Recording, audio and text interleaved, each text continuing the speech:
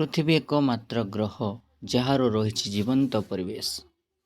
ସମ୍ପ୍ରତି ପରିବେଶର ସଂଜ୍ଞା ଅତି ବ୍ୟାପକ। ବୁଧ, ଦୁଧ, ଦଧି, ଘୃତ, ମଧୁ ଓ ଶର୍କରା ଆଦି ପଞ୍ଚ ଉପାଦାନକୁ ନେଇ ଯେପରି ପଞ୍ଚାମୃତ ପ୍ରସ୍ତୁତି, ମାଟି, ପାଣି, ପବନ, ଉଦ୍ଭିଦ ଓ ପ୍ରାଣୀ ଜଗତର ସମାହାରରେ ସେପରି ପରିବେଶ ସୃଷ୍ଟି। କିନ୍ତୁ ସାଧାରଣ ଲୋକେ ସୀମିତ ଅର୍ଥରେ ନିଜ ଚତୁର୍ଦିଗର ବାତାବରଣକୁ ହିଁ ପରିବେଶ ବୋଲି ବୁଝିଥାନ୍ତି। ଶିଶୁଟିଏ ପାଇଁ ତା ମାଆର କୋଳ, ଛାତ୍ରଛାତ୍ରୀଙ୍କ ପାଇଁ ବିଦ୍ୟାଳୟ ଅବହ୍ୱା ଏକ କ୍ଷୁଦ୍ର ପରିବେଶ। ଗ୍ରାମରୁ ଆରମ୍ଭ କରି ବିଶ୍ୱ ପର୍ଯ୍ୟନ୍ତ କ୍ଷୁଦ୍ର ବୃହତ୍ ପରିବେଶର କଳ୍ପନା କରାଯାଇପାରେ। କାଳକ୍ରମେ ପ୍ରଗତି ନାମରେ ମନୁଷ୍ୟ ନିଜର ବୌଦ୍ଧିକତା, ବିଜ୍ଞାନର ନବ ନବ ଉଦ୍ଭାବନ ଓ ପ୍ରଯୁକ୍ତି ବିଦ୍ୟାର ପ୍ରୟୋଗ କରି ପ୍ରାକୃତିକ ସମ୍ବଳ ହାସଲ ନିମିତ୍ତ ପ୍ରକୃତି ଉପରେ ଯଥେଷ୍ଟ ଅତ୍ୟାଚାର କରି ତାହାର ରହସ୍ୟ ଉଦ୍ଘାଟନ